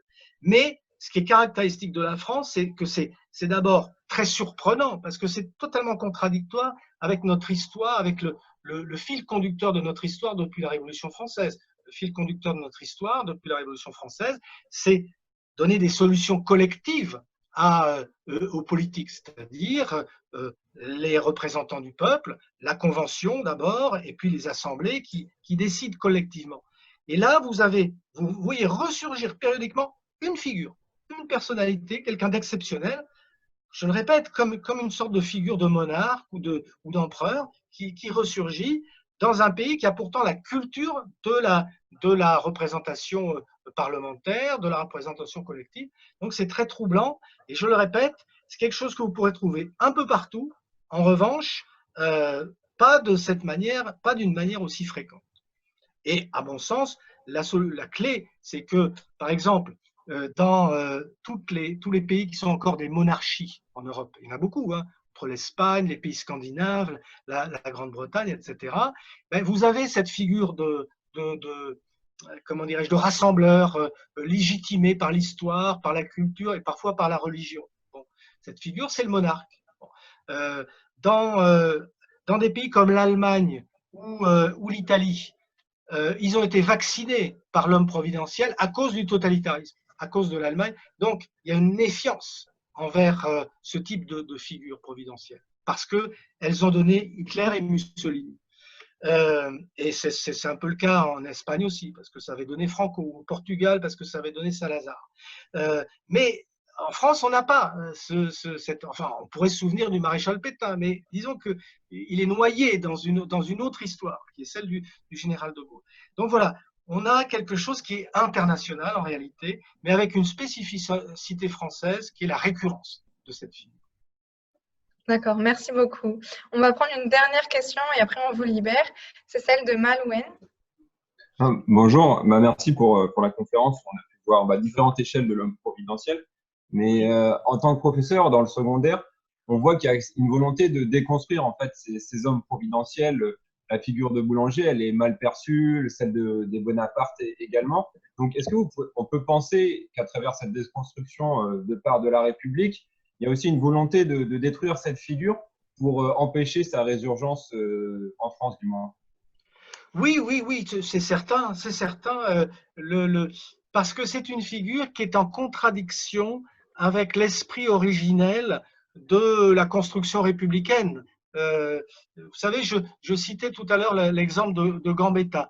Gambetta, j'allais dire à son corps défendant, faisait vraiment figure d'homme providentiel pour des milliers et des milliers de Français, tous ceux qui venaient l'applaudir dans ses réunions publiques, etc., qui l'applaudissaient quand il allait au théâtre ou parfois même dans des magasins. Et lui, à chaque fois, était effrayé par ce culte de la personnalité, parce qu'il lui semblait en contradiction avec l'esprit de cette collectivité républicaine, de cette démocratie qui voulait que voilà, les décisions soient le fruit des représentants du peuple et qu'on rejette toute idolâtrie parce qu'il était, lui, complètement, comment dire ça, traumatisé par l'expérience du Second Empire et du Premier Empire. Il rejetait évidemment toute cette image. Et c'est vrai que notre culture, comment dire ça, notre construction culturelle, par le biais de l'éducation, de l'enseignement, etc., elle vise à nous méfier de ces figures d'hommes providentiels pour éviter justement qu'on se reproduisent les erreurs ou les excès qu'elle a engendrés. Parce que c'est vrai que très souvent, ces hommes providentiels, eh ben, ils ont engendré le bonapartisme, c'est-à-dire des régimes d'autorité où les libertés étaient effacées, où le Parlement n'avait plus aucun pouvoir. Ça a donné le maréchal Pétain, un régime là de dictature. Vous voyez, même le régime gaullien, les années 60, en France, la télévision, par exemple, n'est pas libre. Et donc, il y a beaucoup de libertés qui ne sont pas assurées. Donc voilà, il y a une vraie méfiance et c'est vrai qu'il y a une déconstruction un peu systématique. Mais en même temps, d'autres éléments, que ce soit les médias, de manière parfois inconsciente, ou d'autres, contribuent à reconstruire cette image. Je le répète, regardez tout ce qui s'est dit ou écrit autour d'Éric Raoult, ou tout ce qui s'est dit et écrit pour être dans un domaine plus, je dirais, plus politique, au moment de l'élection d'Emmanuel Macron, au moment de l'élection même de François Hollande, même lui qui se présentait comme un président normal, était, comment dire, bénéficiait d'une sorte de courant voilà, d'idolâtrie qui était une résurgence alors c'était encore plus vrai pour Nicolas Sarkozy parce que lui-même a joué beaucoup de cette image. Vous voyez, il y a un jeu, je dirais, pervers à la fois de déconstruction et de reconstruction de cette image, ce qui fait qu'elle revient. Alors, on peut penser que la dynamique sociale, socio-culturelle, fait que peu à peu, la méfiance ou le rejet par les Français de toute forme de pouvoir, ou de pouvoir coercitif en tout cas, fait qu'on aura de moins envie d'un homme providentiel. Mais quand vous voyez par exemple comment quelqu'un comme Marine Le Pen dessine son image, comment sa nièce, Marion Maréchal Le Pen, dessine un futur éventuel, un retour éventuel à la vie politique. Comment on a beaucoup parlé aussi du général De Villiers, le frère de l'homme politique Philippe De Villiers. Vous savez, on a beaucoup parlé de ce général et certains disent qu'il pourrait devenir candidat à une élection présidentielle. Et ça, c'est typiquement la figure de l'homme providentiel qui revient. Et il y a il y a beaucoup de gens pour adhérer à cette figure. Donc voilà, on est dans quelque chose de très paradoxal et de très ambigu. On ne peut pas dire autre chose. Très bien, merci beaucoup. Merci pour le temps que vous nous avez accordé. Merci à vous tous et à vous toutes pour votre attention. Je pense qu'on a fini. Je vous donne rendez-vous demain à 18h pour une nouvelle conférence sur l'histoire des paysages culturels, industriels et de la réalité virtuelle. Voilà, je vous souhaite une très bonne soirée à tous et à toutes. Prenez soin de vous en ces temps de confinement, enfin de déconfinement plutôt. Et au revoir. Merci beaucoup. Au revoir.